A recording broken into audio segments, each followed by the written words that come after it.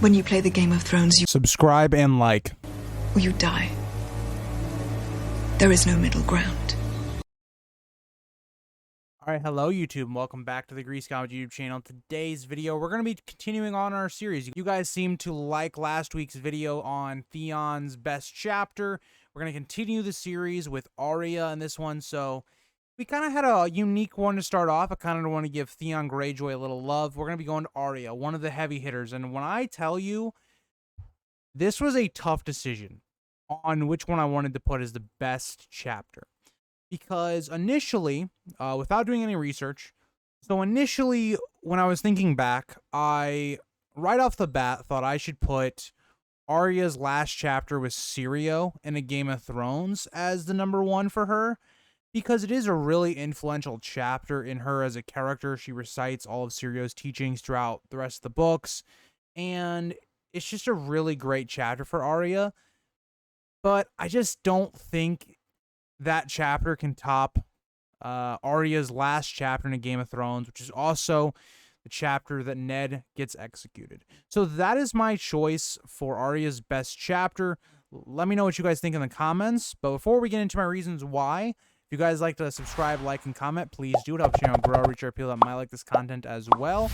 And let me know what character you guys would like me to do in next. So we're going to do, these are only POV characters, right? So this is going to have to be, you know, characters with multiple POVs as well. So don't pick prologue or epilogue characters.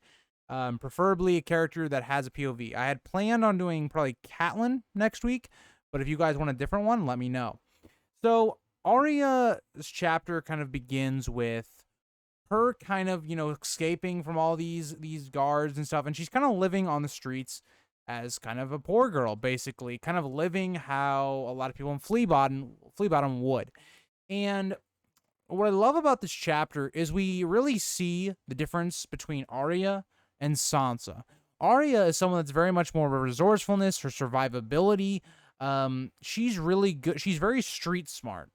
Whereas there's other characters where, like, we would say they're book smart. Like maybe Sansa is more book smart. Arya is definitely the better one at reading people. And we kind of see this multiple times. Arya catches a pigeon, trades it for soup. Again, survivability. It's not the nicest thing, but, you know, she does what she has to survive. She then checks the gates because, again, her main concern here is getting out of the city. She kind of realizes there's not a lot she can do for her father at this point, with him being imprisoned. So she's trying to get out, right? And she sees that the gates, they're all guarded. There's no way she's going to get out. All of her clothing has been stolen. That's another thing we see. She only has her wooden sword and needle.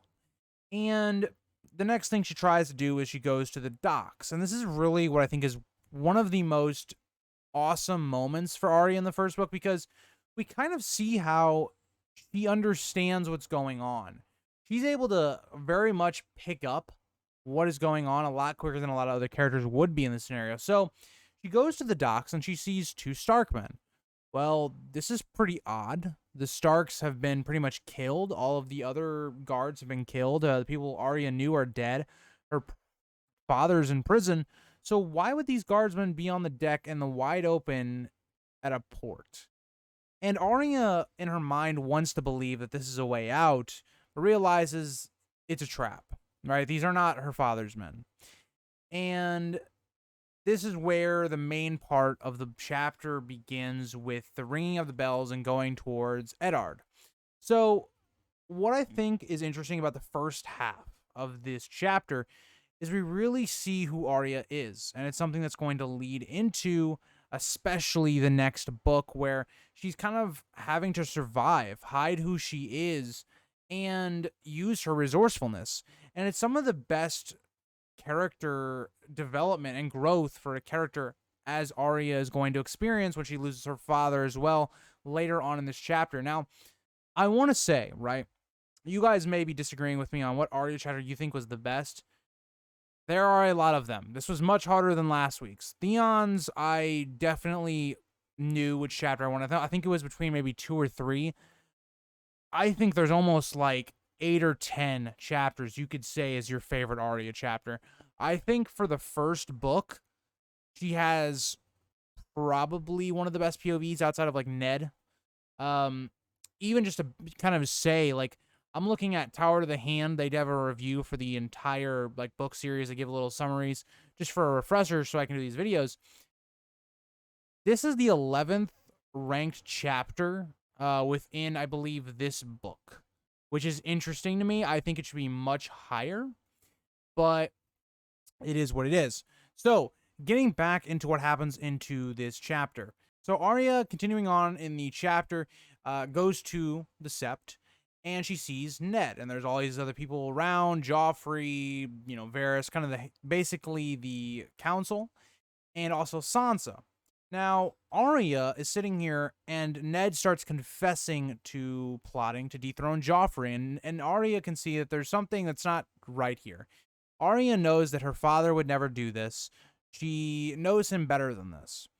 And we get the famous line, basically, with Joffrey saying that he's going to instead take Ned's head and will not allow him to join the Night's Watch. And this is, again, not only for Arya, but us as an audience, the first indication that this is not the story we think it is. It's the heroes are not going to win. And Ned made some bad mistakes, and he wasn't helped with people like Catelyn, who really screwed him. And the whole time, you're really thinking that Arya is going to get to Ned. She's rushing to get to Ned, and she can't get to him. The crowd is too thick. She can't get there. And this is when we see Ned die. Our main character in the first book dies, and the really weird part is, so this is the last chapter, remember, of Game of Thrones, and Yoren grabs Arya, and he shoves her into a doorway, and the last kind of thing we see of the chapter is he pulls a knife.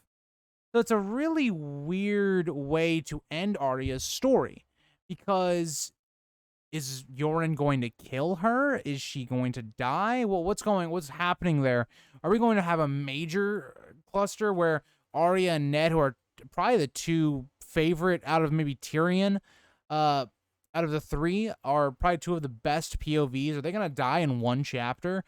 And I think this chapter does a very good job of understanding and showing us, the audience, what to expect in the future. Right? If you make bad political decisions, or you make decisions that don't turn out the best, this is what's going to happen. Right? And it's something that defines Arya as a character. From this point forward, Arya is going to go on this vengeful path of trying to add people to her list, and it's a very big moment in Arya's life, right? Where she's just lost her father, who she was pretty close with, right? We've seen this, and that's something the chapters before Ned's kind of coup starts to happen, is we see kind of how close Ned and Arya were. And I think Arya reminded Ned a lot of Lyanna.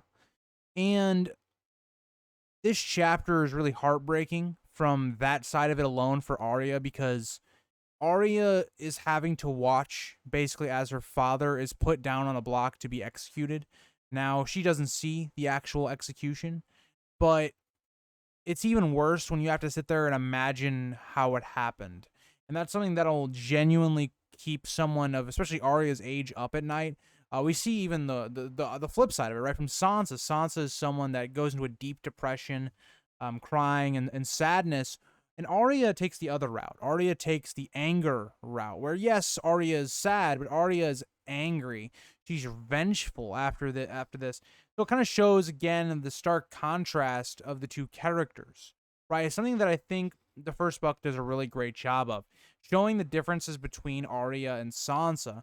So that is kind of my little review of why I think this is the best chapter. I don't think Arya has any other chapters that are just this impactful to, one, the story, and also to her own character as a whole. I think Syrio, her last meeting, so the Arya chapter before this one, is a great shout out. I think Arya's chapter before the Red Wedding is a good shout out, even though it is a bit of a shorter chapter. It adds a lot to the Red Wedding and the emotion going into it.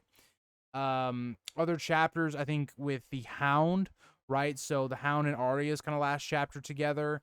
And then also the trial by like combat with Beric in the mountain. Or not the mountain, the Hound is a really great Arya POV chapter as well.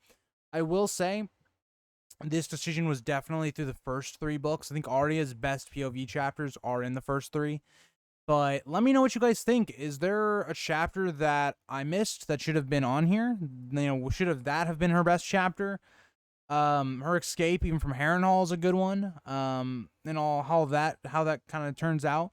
But yeah, let me know what you guys think, and I'll see you guys in the next video. Bye, guys. If you think this has a happy ending, you haven't been paying attention.